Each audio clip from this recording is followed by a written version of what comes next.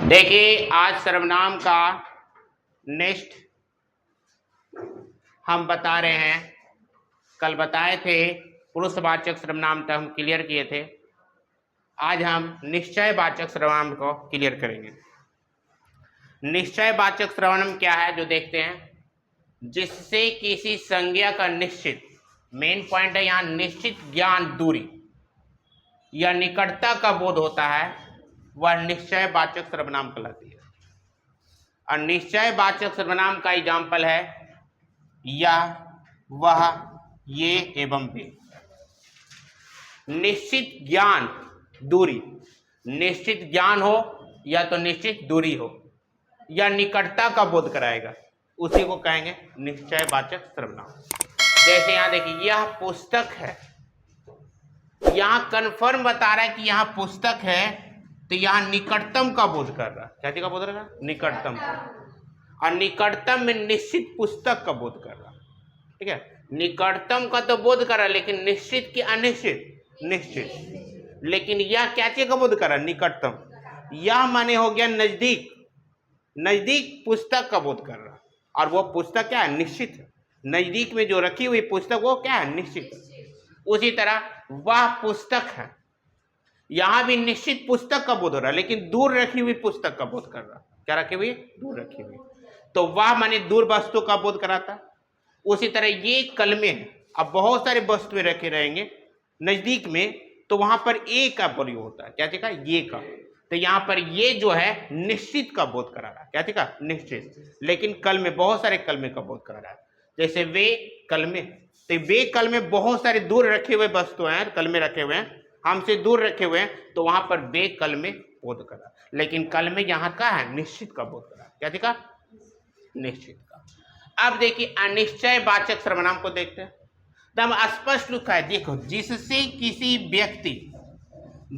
किसी व्यक्ति, वस्तु या भाव के अनिश्चित, अनिश्चित माने जिसके बारे में कोई जानकारी ना हो, जिसके बारे में हम डाउट हैं।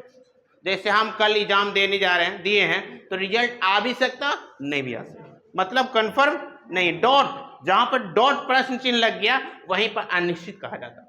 अनिश्चित का बोध होगा, उसे वो कहते हैं अनिश्चयवाचक सर्वनाम। जैसे कुछ, अनिश्चयवाचक सर्वनाम का एग्जाम्पल कुछ है, कोई है, किसी है। अब इसे हम एग्जाम्पल से, वाक्य से समझेंगे। ये तो हम ऐसे समझे, शब्द से समझे, अब हम वाक्य से समझेंगे, सेंटेंस से समझेंगे। तो देखिए, नदी में कोई तैर रहा है। नदी में यहाँ जो नहा रहे हैं, कोई होगा नहा रहा, लेकिन कौन नहा रहा है ये हम डॉट में हम कंफर्म नहीं बता। कोई नहा रहा है, लेकिन कौन नहा रहा है हम नहीं जानते। ठीक है, उसी तरह किसी को खिला दो। हम आपको जो खाना दिए, हम आदेश दिए किसी को खिला दो, चाहे आपका दोस्त हो, चाहे आपका भाई हो, या आपका पापा हो या मम्मी, किसी को खिला दो, उससे हमको कोई देना देनी नहीं, लेकिन किसी को खिला। ठीक है, तो यहाँ पर जो किसी जो आया, ये आपको अनिश्चयवाचक सर्वनाम का बोध करा रहा। उसी तरह कुछ खिला दो, हम आपके दरवाजे पर आए हैं और कह रहे हैं कुछ खिला दो। अब बासी रोटी तो बासी रोटी भी खिला दो, नीमक रोटी तो नीमक रोटी खिला दो, कुछ है जो हमें खिला दो, हम बहुत भूखे हैं। ठीक है, तो यहाँ पर जो कुछ आया है अनिश्चित शब्द का प्रयोग हुआ। ठीक है, नेक्स्ट क्वेश्चन, नेक्स्ट पॉइंट में देखते हैं, संबंधवाचक सर्वनाम। जो सर्वनाम प्रधान वाक्य, प्रधान माने मुख्य वाक्य, जिस वाक्य पर डिपेंड हो और आश्रित वाक्यों के बीच में प्रयुक्त होता है, उसे कहते हैं संबंधवाचक सर्वनाम।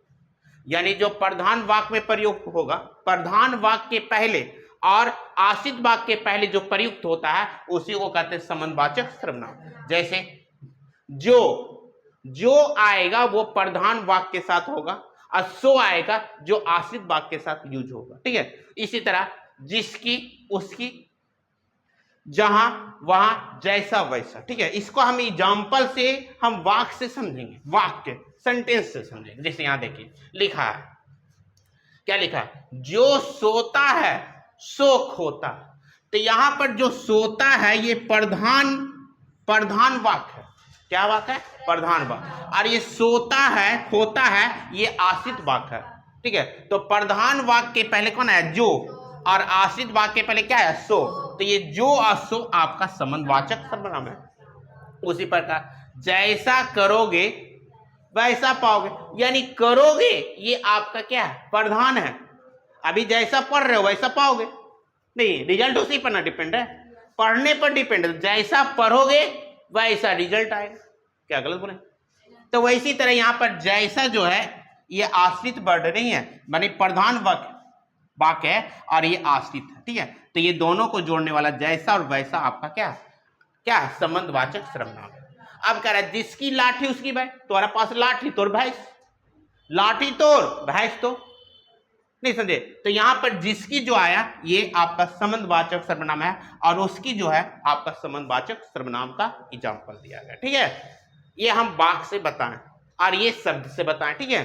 तो चलिए निश्चयवाचक निजवाचक सर्वनाम, तो निजवाचक सर्वनाम क्या है, निज, जिससे निज या स्वयं, निज माने क्या था, खुद, जैसे हम पढ़ा रहे खुद ना कि आप हमको बता रहे, आप हम पढ़ा रहे हैं तो खुद पढ़ा रहे हैं कि हम हमको सपोर्ट कर रहे हैं, खुद पढ़ा रहे हैं। तो वही कह रहा है निज या स्वयं का बोध होता है उसे निजवाचक सर्वनाम कहते हैं, ठीक है। जैसे देखिए यहाँ पर आप एक वर्ड लिखे हैं लेकिन इसे हम सेंटेंस से समझेंगे, वाक्य से देखेंगे।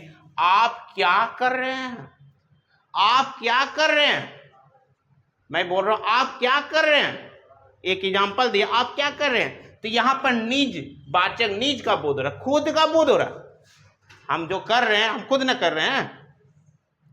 प्रश्नवाचक सर्वनाम, जिससे प्रश्न का बोध हो उसे क्या कहते हैं, प्रश्नवाचक सर्वनाम। आप प्रश्नवाचक सर्वनाम में कौन आएगा, कौन और क्या।